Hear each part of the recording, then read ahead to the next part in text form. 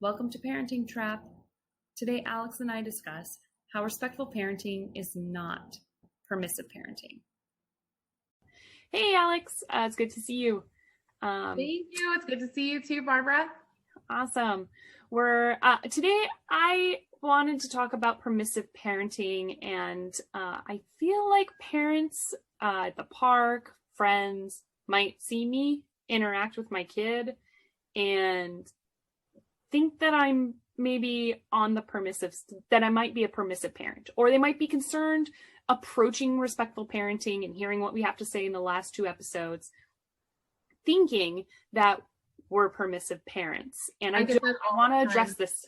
Yeah. I think it's important to address it early on right now too, before we get a ton of before we do a bunch more episodes, just so people can listen to this and be assured that is not what respectful parenting is. Awesome. So why are you not, or how are you not a permissive parent? What's the difference between your philosophy and a permissive parenting philosophy? I guess we should back up and say, what is permissive parenting? And right. I would say permissive parenting would be if you just kind of let your kids run the house, you don't have any limits, you don't hold any limits, and you try and keep them safe as much as possible, but you are kind of like, feel like a lot of them are in just survival mode because they don't know what else to do and they don't want to get in these power struggles. So it's like, all right, well, if they're safe and everyone's safe, then I'll deal with all the other. So if the house is a disaster, like that's just what I'm gonna have to deal with because I don't want to get in a fight with my kid. That's kind of how I view permissive parenting. I agree. That's how I view it as well. Basically, parents are so afraid of making their child upset that they avoid it at all costs. And that means that the kid is doing everything all the time and whatever they want. And so, with the exception of safety things, I think even permissive parents will try and keep their kids safe, but that is it. I mean, the limits they're holding are about safety related issues usually, and then the rest, it's like, I give up. Yes. I agree. So that's a good point. I mean, no parent is allowing their kid to just run out into the street on a busy street. They're definitely going to stop their kid. Even the most permissive of parents aren't going to let their child run out into the street. Right. Because that would be, if a permissive parent allows a child to do something that's dangerous, then that morphs over into neglect, which is abuse. Yes. So no one is advocating for neglect. Neglectful parenting would be abuse. Permissive parenting is still keeping them safe, but allowing the kids to run the roost and all that stuff. So we are not for that. We are for healthy boundaries. Yes, there you go. Healthy boundaries. And so I identify with everything that you said as far as respectful parenting, a respectful approach to healthy boundaries and not being permissive. So you kind of asked me specifically, and I would like to add to that, though, that I tend to err on the side of permissiveness on occasion if I'm not quite sure whether or not I want to hold the specific boundary that I'm thinking about holding. So let's say my kid is playing with I'm trying to think of an example, but like my kid's playing with something and I'm not sure that I really want to create the power struggle. I stop and I really consider whether or not, 1, I want to have that power struggle, and 2, whether or not it's something I'm going to allow in the future. I think that's a really important thing. Consistency is so important. So I might think about it for a while and then think, no, this is going to bother me. I'm going to start to get really irritated, and I don't want to just rip it out of my kid's hands after 5 minutes of playing with it and then all of a sudden make it not available. I try to realize that that's going to be something that'll bother me, stop it as early as possible, and then consistently hold that boundary each and every single time. And actually, this reminds me that it is a very common cycle for parents to get into, to err on the side of permissive. I mean, we all are learning every day. So we're all gonna be in various points of all of these philosophies at different times. The point is trying to be as consistent as possible and do the inner work and find out how we can do that. But it is common, very common for parents to get trapped in the cycle of being permissive because they don't want to have these power struggles with their kids, these fights with these kids, until it bothers them enough, because it was bothering them before. They just didn't want to fight about it. And then it gets to a tipping point, and then the parents have outbursts and turn more authoritarian. So then they go authoritarian until it slides back into permissive again. And it's like this permissive, authoritarian, because you're dealing with it until it's annoying enough. Then you lash out and you go back around. And that is an awful cycle to get into. Yes. The kids don't know when it's going to make them push those boundaries more. They don't know when you're going to snap. So they're going to be like, this is weird. I don't get consistent results from my parents. Let me try testing that limit again and again and again. And one of those days you're going to snap. So if you're feeling that poke, you need to recognize in yourself why that poke is bothering you and what you can do about it. Yes. Yeah. And it's not your child's problem.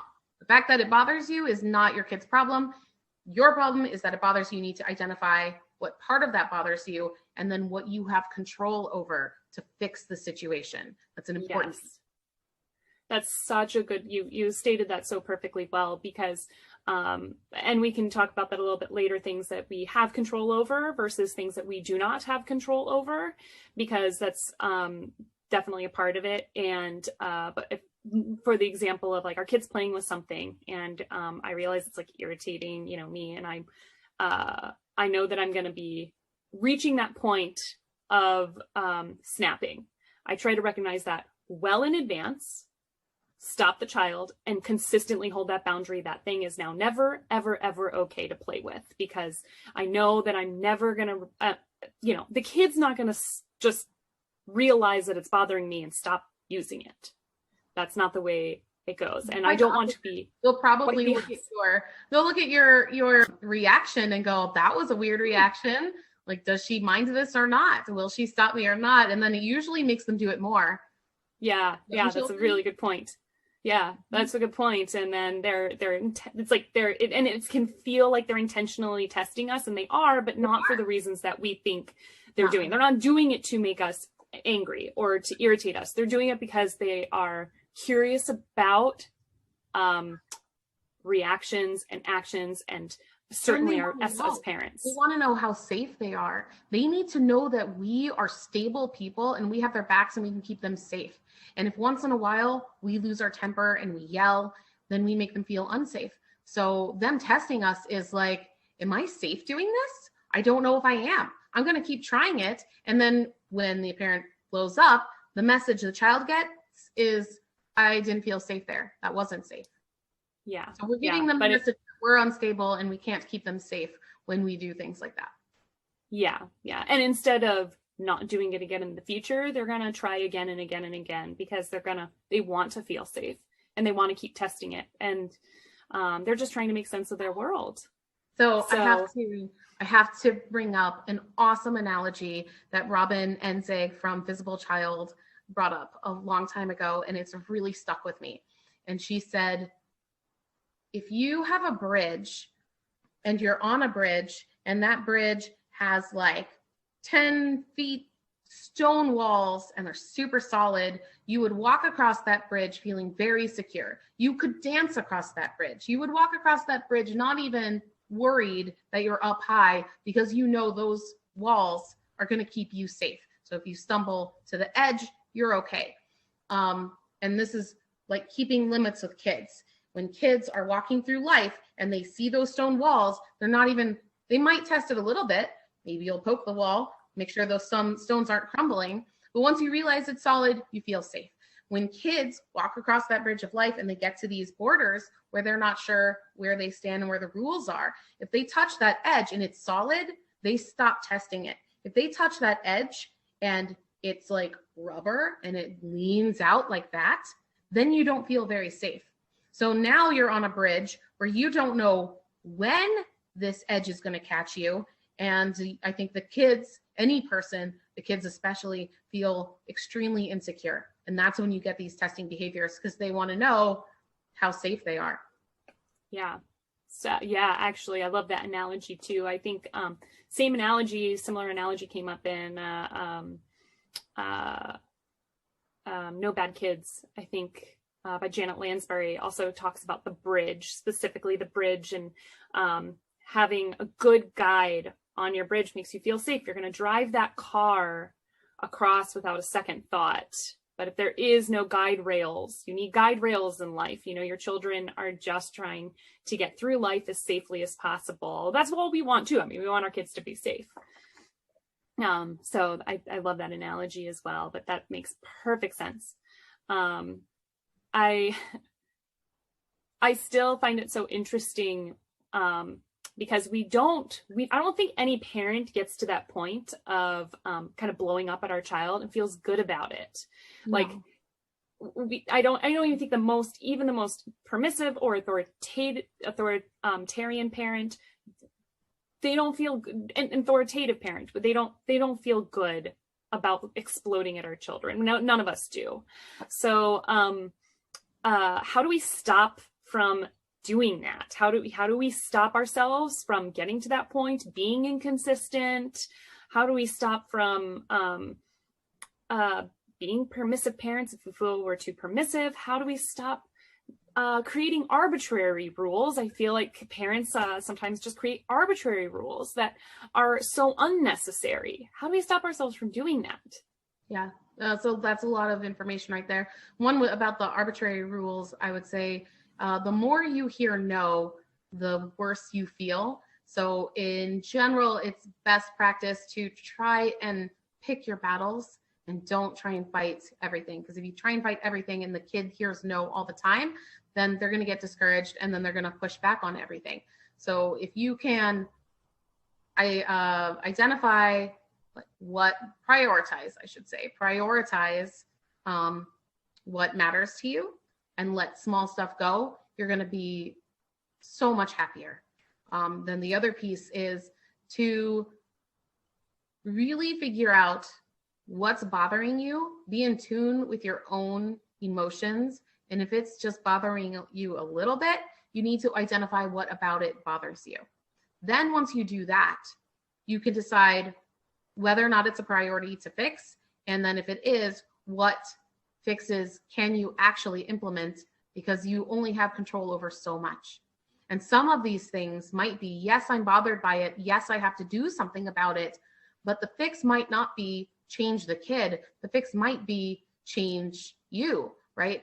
A lot of people I've heard say that they have a problem with noise levels and their kids are really noisy. And so maybe the solution there isn't trying to get the kids to be quiet, which is a nearly impossible task. It's to get earphones or earplugs that are noise canceling headphones to help with that. So once you do this work, you can start thinking about the solutions in a more creative way that are better for everybody. That's so correct. Yes, I agree. And I think so often parents try to make the solution their kid's problem, change the kid. And that's what I love about respectful parenting is our children are just doing what they're doing. It's like, imagine if your husband or partner was constantly annoyed at everything you did. And so they always told you to change, right? Like, oh, I hate the way you put the dishes away. Can you put them away differently? You're making too much noise. Can you please stop talking? Oh, I noticed you ticking. Can you please stop that? And, could you imagine, or, oh, don't mow the lawn that way, mow the lawn this way. Oh my goodness. What a horrible, horrible relationship we would have with our partners if that was the case. And, we have power over our children in the sense that they're so much littler than us and they're looking up to us for everything. And when we abuse that by making the change always their problem, we're sending a message that they are, maybe we're annoyed with them. Maybe we're sending the message that we are unhappy with the way that they act. They're gonna be more insecure about interacting with their world around them, and they're gonna test it so much more to figure out which things are okay and which things aren't. So looking to ourselves to make the change really is such a good point. Headphones, if your kid's, I've got an almost 2-year-old, he shrieks, he's going through a shrieking phase. And you can't stop a kid from screaming. And a lot of times, any sort of punishments that you might try to implement, let's say you try and put your kid in timeout, right? Timeout from what? From life? Like, I don't know. It's so, we don't have timeouts in life. Adults don't get timeouts. And it's like, you know, if you just kind of let it go, I think it'll actually be a shorter lived problem. So yeah, shrieking is hard. Kids go through those phases, or words that they say words, whether it be bad words. The more we give it power, the more they test it. In what circumstances is it okay? Because they hear us say them or other adults say it. Yeah, it's so true. When you try and control a behavior that you can't control, it often makes it last so much longer. Like, man, I wish you wouldn't do that. Why do you keep doing that? Like that. Then the kid is like, just, it's interesting to them because it's a response that they're getting, and it's not aligned with, I love you unconditionally. You're not saying that you don't love them, but to a kid, what they're hearing is, you're annoying me right now. And no one wants to hear you're annoying me, especially a little kid who relies on their parent for everything. Right? Yeah. Like, imagine saying your kid, like, you should never say that to your young child or a child. You should never say that. Oh, so yeah, that's what they're hearing. And a lot of kids take that stimulus to mean that made me uncomfortable, so I'm going to test that boundary more. Yeah. Such a good point. Yeah. I don't know. I'm enjoying this conversation so much. Sorry. The thing that you were saying too, so loving unconditionally. I mean, again, like the partner analogy, again, if we were constantly being corrected, I don't think I would think I'm being loved, being constantly corrected. I would be like, gosh, this person is so annoyed by me. Everything I do is irritating. Like nitpicking everything I do. Yeah. I mean, and that's the thing, like, we could leave a partner, we can leave. I mean, not that I'm encouraging people to leave their partners if they find them horribly annoying. I think there's a lot of work we can do in our relationships with other adults to help that. But I do think, we're adults, we can leave if it gets that bad. Our children can't leave us. They can't go off and find new parents.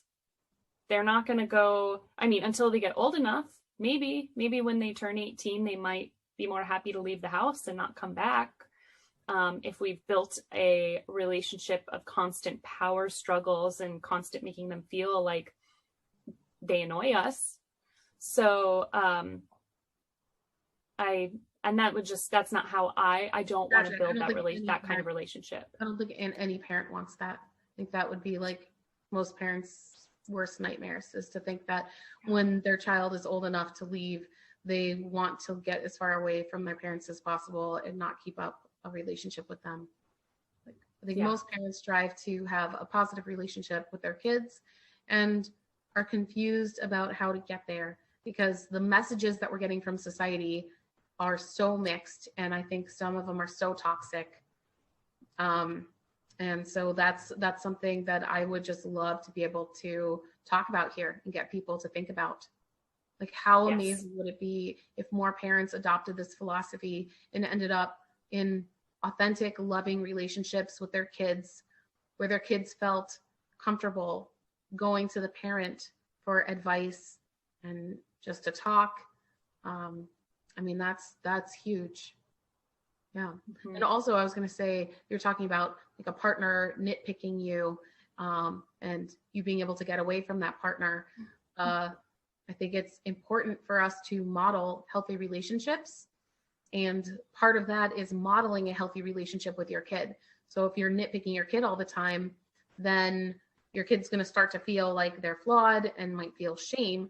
but also they'll feel like that is an acceptable way to be in a relationship with someone. And no one wants to be in a relationship where they're being criticized a lot. That sounds terrible. Yeah.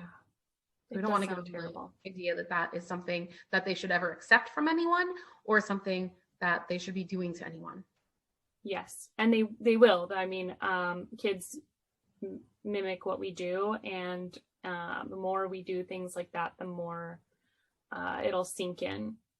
Yeah, absolutely. And I think, again, that doesn't mean, I think it's important to say, that doesn't mean that we can't also hold certain strict boundaries with our children outside of the realm of things that we say can't control. And again, words, whether they're saying bad words or mean words or shrieking or whatever, I think those are good examples of things that we need to do to change the situation, whether it be you leave them in a safe spot and you can walk away for a little bit. I'm going to leave you. And that's different from timeout. You're not saying you have to go and think about what you've done. It's my ears need a little bit of a break. I'm going to go get my headphones, and you can take 2 minutes in the bathroom, put in some headphones. And when you get back, you're with that kid. It's not about them. That's about you saying, I need a little bit of space. Same thing. I think another good boundary to talk about would be like kicking or hitting. Kids kick, they hit. And I know I don't want my body kicked or hit. So in those circumstances, I would actually probably block. I would say, I'm not going to let you hit me. If they've gotten in a hit, I would say, oh, you know what? I'm going to stand up. I don't want to get hit again. It looks like you're swinging your arm back. You can actually physically stop them. And it's easier to start the younger your kid is, because the older that they get, the harder it's going to be to actually block a physical hit. But the more you do it, when you make that very, very consistent, I think that's when they'll stop trying. They'll say, my mom just can't take that. And that's another thing that I want my kid to take into the future with their future relationships too. And it's also why I'm very personally against spanking my kid, because I don't let my kid hit me. I'm not going to hit my kid, and I'm not going to raise them with the idea that a relationship is it can never be based. You can never have any sort of abuse in a relationship, and I don't want my kid thinking they will imitate their parents. They'll do that. Yeah. So if you hit your kid, you're probably more likely to get hit by your kid when they're angry with you. Their friends, because that's the way you deal in their minds. That's the way that you deal with conflict. Yes. Yeah. That's what you're basically modeling for them. So, and I think that's why it's really important. Stop your kid from hitting you. It's okay to stop them. And if you find that yourself, like you're getting really upset or you need a moment, take time for yourself. There's nothing wrong. It's not about putting the kid in timeout. If you need time for yourself, you can put yourself in a situation to catch your breath, think about what's going on, and try and just figure out how to approach it next. So I wanted to touch on something, because I've heard this a lot, where a lot of the actions that we take are going to be similar to more traditional style parenting. The difference is in the delivery, and this is a super important distinction to make. So I'm going to use the example of like a kid screaming in a restaurant. If you have a kid screaming in a restaurant, I cannot stop that kid from screaming. But what I can do is I can control where that kid is screaming. So I can pick the kid up and say, this is not an appropriate place to scream. I need to take you outside. I would take them outside, maybe to the car, but somewhere where they can keep screaming and they're not bothering anyone else. The difference between that and a punishment would be, I see you're really upset. If you know why they're upset, empathizing with them. I can't let you scream in here, taking them out, being there for them calmly, but not trying to lecture them or create like a lesson. So the other way to do it, maybe it's the same action, maybe the punishment is they have to leave the restaurant, but a punishing way to do that would be you're screaming and that's not allowed here. Now we have to leave. Look what you did. now your behavior made us leave the restaurant and we can't go back in. But the tone and the words make all the difference in the world. So although the action might be the same, the delivery is different, and that's so important. Yeah, very well said. And I think exactly what you said. Not only is the difference in the approach, I think it's understanding developmentally the child and where they are, because I think parents try and sometimes make it that lesson. You did something wrong. You need to fix your screaming, shrieking issue or whatever. And look, now we can't eat dinner. Guilty, making them feel guilty and shame. And the parents oftentimes don't realize that there's maybe a real good reason why that kid's behaving the way that they are. So what's going on for the kid? What happened earlier in the day? What happened right before they started screaming in the restaurant? And that would be the more respectful approach, would be trying to get to the bottom of that. And maybe not in the moment of screaming, but especially if you have an older kid, it's a little bit more verbal, like, oh man, that seemed really hard. Maybe we already have an idea of what it is. We were at the park and it was really hard at the park, and it was a really hot day. Maybe they had interactions with a bunch of children that were really hard for them, whatever that might be. They got pushed around a little bit on the playground, and suddenly they're sitting down and those kids aren't around them anymore. And so they're just trying to exert their energy and let us know, I'm so frustrated. That was so hard. And I'm hungry and everything's going wrong for me today. Yeah. And we're allowed to have those days. We're allowed to have those days, and we're allowed to have those moments where we go, I just want to go scream. I personally have. We're adults, so we don't normally end up screaming and crying at a restaurant. We normally take out our aggression other ways, but we have the impulse control and emotional control to not do that in that situation. But our kids don't. Yeah. And they're not trying to upset us. When they do these things, they're not doing it to upset us. And I've seen this quote a lot in respectful parenting groups. They're not giving us a hard time. They're having a hard time. And if we really keep that in mind, that action there is not about us. It's about them. And it is a cry for help. We need to be there for them. We need to be their rock, their emotional rock. To be their emotional rock, we need to remain calm and show them we will take them to an appropriate place, that they're still loved no matter what they feel. If we do something like, what are you doing? Stop crying or you're not getting dessert, or something, that just fans the flames. It makes it worse. Now they see us out of control. Yeah. Now no one's in control. Yeah. And exactly. You're out of control. Mom's out of control. And I'm not getting dessert. So now I'm upset about that. But, really, I just scare them into submission. Then you're teaching them that you are scary sometimes. That's not a good relationship to have. Yes. Yeah. And that what is really bothering them doesn't matter to you, that you don't care. You don't care that they're angry about something, or that they had a hard time, or they're frustrated, or whatever it is. You're kind of teaching them that's not what matters to you. What matters to you is that they are inconvenient, and you don't want to hear them, cry anymore, or whatever it is. So looking at the time. I was just going to say the time, and I just got a warning on my headphone that it's got a low battery. So, because I've got you going through the headphones, so I keep touching. This was a great episode. This was so much fun. Okay. This was fun. This was fun. And right? Was this a half hour? What is this? It must have been. I actually don't know. I don't see a time on this thing, but it's got to have been close to a half hour. And I feel like we could keep talking about it forever, but maybe we should go ahead and wrap up. I know you got other meetings today. I do.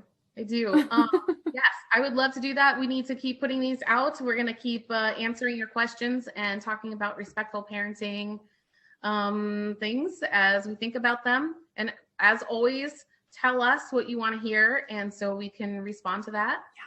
Yeah, definitely. Tell us what you want to hear. I'm going to add, and I'll put this in the show notes too. I'll try and add this to the show notes, but we have an email address So you can always send us an email at questions@parentingtrap.com, and I will put a link in the show notes. And we mentioned a couple of names out there. I'll put those in the show notes too, so people can see who we're talking about. That's great. Yeah. Awesome. Yeah. Awesome. Thank you, Barbara. Thank you, Alex. And I can't wait to talk again. We'll do it soon. Awesome. Bye.